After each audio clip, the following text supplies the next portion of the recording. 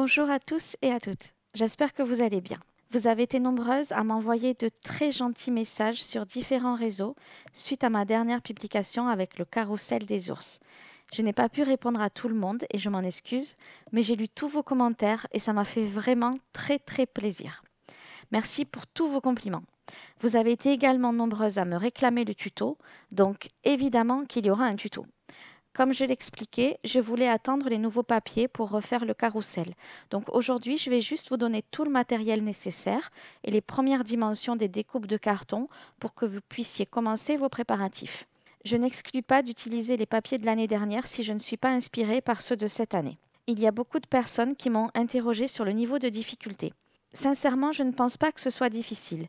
C'est long, bien sûr, mais comme tous les calendriers de l'Avent, je pense, vous savez déjà qu'il faudra faire 24 boîtes, par exemple.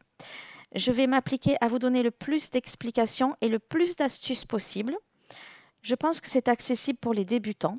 On avancera doucement de toute façon et je suis comme d'habitude disponible pour répondre à toutes vos questions. Donc surtout, n'hésitez pas. Donc je commence tout de suite avec le matériel dont vous aurez besoin et vous allez voir, je pense que même les débutantes auront déjà presque tout. Il vous faudra un bloc de papier déco en 30-30. J'ai utilisé celui-là de l'année dernière et si je ne trouve pas mon bonheur cette année, j'utiliserai celui-là que je trouve vraiment magnifique. Un seul bloc est largement suffisant pour réaliser le carrousel, sauf si vous voulez réutiliser le même imprimé. À ce moment-là, il vous en faudra plusieurs. Mais là, c'est vous qui voyez, c'est une question de goût. Je vous fais confiance, je suis sûre que vous allez m'épater. Pour le matériel, on utilisera la trousse de base de la scrapeuse, c'est-à-dire une règle, un crayon, un cutter, de la colle. J'aime bien la scotch avec le capuchon vert qu'on trouve en grande surface. J'utilise également de la colle blanche, de la clé au colle que j'étale avec un pinceau, mais vous utilisez votre colle habituelle. On fera beaucoup de géométrie dans ce projet et on aura besoin d'un compas, d'une équerre et d'un rapporteur. Ce qui nous sera très utile également, c'est un cutter circulaire. Celui-ci vient d'Action, mais j'en ai également vu à Cultura. Si vous ne voulez pas investir, il y a une découpe qui vous posera problème, mais vous pouvez y arriver avec de la patience et un cutter normal. Mais si vous le trouvez à Action, je crois qu'il ne coûte même pas 2 euros. Vous pouvez investir, celui-là est largement suffisant. J'ai aussi utilisé de la colle super glue en gel qu'on trouve au supermarché. Il n'en faut pas beaucoup, donc si vous avez déjà un tube entamé, c'est parfait. Pour découper le carton, j'utilise également ces gros ciseaux que j'ai trouvés à Action, mais c'est vraiment facultatif. Vous pouvez très bien vous débrouiller avec un cutter normal. J'ai également utilisé 6 pailles de 19,6 cm de hauteur que j'ai achetées à Action. Comme je voulais qu'elles soient dorées, j'ai recouvert la partie bleue avec du washi doré que j'avais également acheté à Action. J'ai également utilisé 2 ou 3 pics à brochettes comme celle-là. Alors, vous pouvez trouver autre chose évidemment. Il faut savoir que des cure-dents, ce sera trop fin et les baguettes chinoises seront trop épaisses. La bonne épaisseur, c'est si vous pouvez les rentrer dans vos pailles, tout simplement. Pour le bandeau du chapiteau, j'ai utilisé une perforatrice d'angle. On peut aussi utiliser un dice de bordure ou une perforatrice de bordure. Pour les débutantes qui n'ont pas ce matériel, ça ne concerne que la partie décoration. C'est pas indispensable à la réalisation du carrousel et surtout, comme d'habitude, faites avec ce que vous avez déjà. J'ai également utilisé une pochette plastique. Décidément, j'ai volé beaucoup de choses dans le cartable de mon fils cette année. Ce n'est pas indispensable, n'allez pas acheter un paquet exprès. Vous aurez besoin d'un bouchon, pas un bouchon en forme de champignon, un bouchon cylindrique, un petit morceau de ruban qui sera coordonné à votre projet. J'ai utilisé un rouleau de sopalin.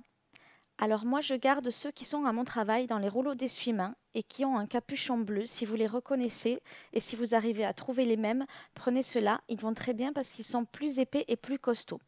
Mais si vous n'en avez pas, c'est pas grave. Vous gardez un rouleau de sopalin normal. Comme ils sont un petit peu plus larges, le moment venu, je vous donnerai les bonnes dimensions et on adaptera. Pas de panique. Ensuite, pour placer au sommet de notre chapiteau de carrousel, moi j'ai utilisé une petite étoile. Alors j'avais trouvé celle-là dans un des sachets d'Action ou alors vous pouvez utiliser un dies étoile que vous doublerez recto verso ou alors ça peut être un autre objet. Encore une fois, faites avec ce que vous avez déjà, épatez-moi. Si vous souhaitez rajouter une petite touche de féerie à votre carrousel, on pourra intégrer une guirlande lumineuse. On en trouve à peu près partout. Il y en a également à Action qui se présentent comme ça et je vous mets plusieurs liens dans la description de la vidéo. J'ai également utilisé 4 petits aimants. Je vous mets un lien dans la description de la vidéo pour celles qui n'en ont pas. Je vous montre maintenant ce que j'ai utilisé pour la décoration du carrousel des petits ours. Je ne suis pas sûre qu'on retrouvera les mêmes objets cette année à Action, mais évidemment, je sais que vous allez me surprendre et que vous allez faire des merveilles. Donc, il y a des petits sapins. J'avais trouvé ces petits pompons blancs, mais je ne sais plus où je les ai achetés. Peut-être pas à Action. Je trouve aussi de jolies choses à la foire Fouille ou à Jiffy. J'ai aussi utilisé de la neige que j'ai achetée à Action. Et c'est très volatile, donc je la range dans un Tupperware. J'avais trouvé aussi les 3 petits ours à Action, mais il y a plein d'autres décors très sympas qui peuvent faire de très beaux calendriers de l'Avent. Et je suis sûre qu'ils nous réservent encore plein de belles choses à venir. Pour la frise autour du chapiteau, j'ai aussi utilisé du papier métallique ou du papier doré. Encore une fois, faites avec ce que vous avez à la maison. Pour faire les petits tiroirs, il vous faudra du papier assez épais, soit du cardstock, soit les papiers épais qui sont dans ces blocs-là. Le Clairefontaine Pollen en 210 grammes convient parfaitement également. On doit faire en tout 23 tiroirs. Vous en découperez 2 sur une feuille A3, vous en découperez 4 sur une feuille 30 par 30 et si vous avez du A3, vous en découperez 6. Pour finir, évidemment, on aura besoin de carton. On peut réaliser presque tout le projet avec du carton d'emballage. Comme il faut découper de gros morceaux pour le carrousel, j'ai voulu économiser mes calendriers et j'ai utilisé celui-là. Mais si vous avez un gros stock de carton de calendrier, vous pouvez utiliser exclusivement du carton de calendrier. À l'inverse, si vous utilisez le carton d'emballage, vous aurez quand même besoin de carton de calendrier en 2 mm d'épaisseur pour découper un cercle de diamètre de 16 cm. Et j'ai failli oublier de vous dire qu'on utilisera aussi du carton de boîte de céréales. Voilà, j'espère que j'ai rien oublié. Je sais qu'il y a beaucoup de choses, mais c'est pas mal de la récup ou alors des choses que vous avez peut-être déjà dans vos tiroirs. Donc on va commencer tout de suite et je vais vous montrer les premières découpes qu'on va faire dans les cartons. Donc, dans du carton de calendrier ou bien dans du carton d'emballage, on a besoin de découper 3 dodécagones. Alors, si ce mot vous fait peur, ne vous inquiétez pas, c'est juste un polygone à 12 côtés. Et je vous montre tout de suite comment on trace un polygone à 12 côtés, c'est pas difficile. Donc, je commence par tracer un cercle de 28 cm de diamètre. Donc, je mesure 14 cm de rayon avec mon compas. Je vous avais prévenu qu'il fallait des grands cartons. Et pour ne pas perdre le centre, je fais tout de suite une petite croix. Ensuite, je trace mon premier diamètre, c'est-à-dire une droite qui traverse le cercle en passant par le centre.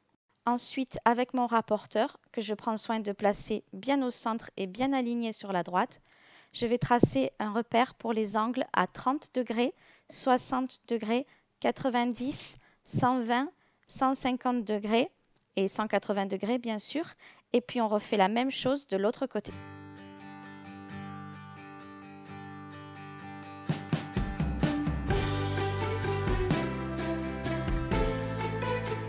Je trace maintenant les lignes qui partent du centre, qui passent par mes repères et qui vont jusqu'au cercle.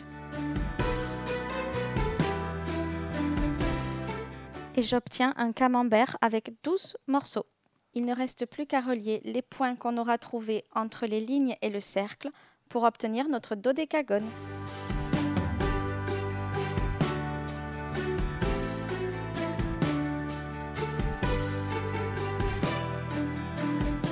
Et maintenant, vous pouvez le découper avec une règle et un cutter ou alors avec de gros ciseaux si vous avez.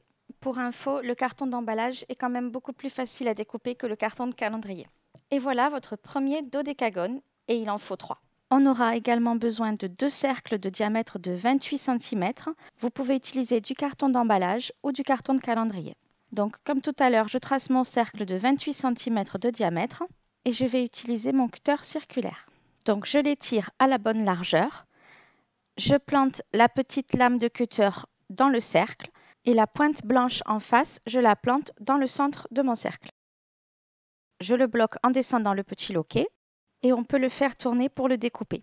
Le fait d'avoir tracé le cercle avant avec un compas classique me permet d'être sûr que le cutter circulaire ne va pas se dérégler. Si vous n'avez pas de cutter circulaire, vous pouvez utiliser un très gros ciseau ou alors vous pouvez utiliser un cutter classique et faire plein de petits traits tout autour de votre cercle et vous finirez par arriver à découper un rond. C'est plus long, mais on peut y arriver également. Voilà, j'ai découpé mes 3 dodécagones. J'avais pas assez de carton d'emballage, donc j'ai découpé le troisième dans du carton de calendrier, ainsi que 2 cercles de diamètre de 28 cm.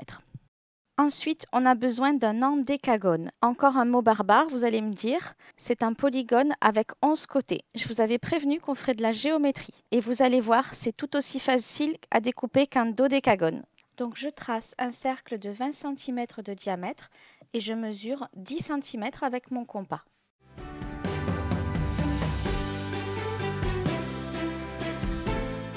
Je repère le centre de mon cercle et je trace seulement un rayon.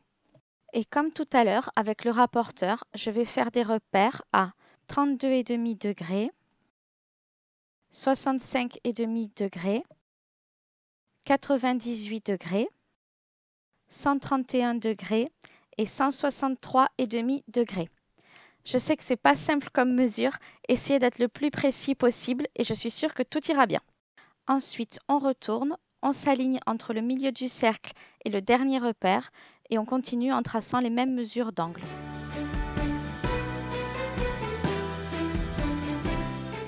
Et puis on trace tous les rayons du centre en passant par notre repère et en allant jusqu'au cercle.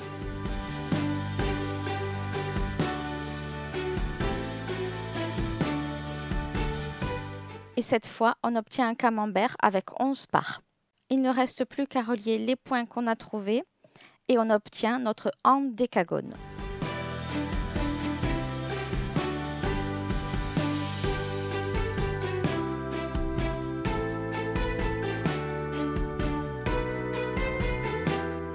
Il ne reste plus qu'à le découper avec votre cutter.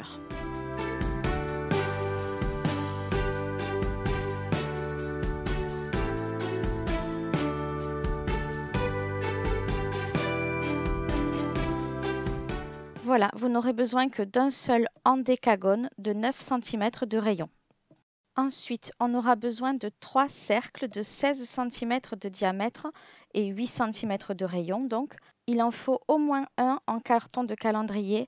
Les deux autres peuvent être en carton d'emballage. Et donc, dans celui en carton de calendrier, on va redécouper un cercle qui fera 6 cm de rayon ou 12 cm de diamètre. Et c'est là où le cutter circulaire vous sera très utile. Et si vous n'en avez pas, vous allez être obligé de le faire tout doucement avec un cutter classique. Ça sera plus long, mais c'est possible. Parce que ce que j'oublie de vous préciser, c'est qu'on va conserver les 2 morceaux de carton qui va nous rester. Voilà, donc on obtient cet anneau qui fait 2 cm d'épaisseur et ce cercle de 6 cm de rayon. Et on va le redécouper d'un tout petit millimètre tout autour avec des gros ciseaux si vous avez, ou un cutter circulaire si vous préférez, ou peut-être avec des ciseaux classiques également.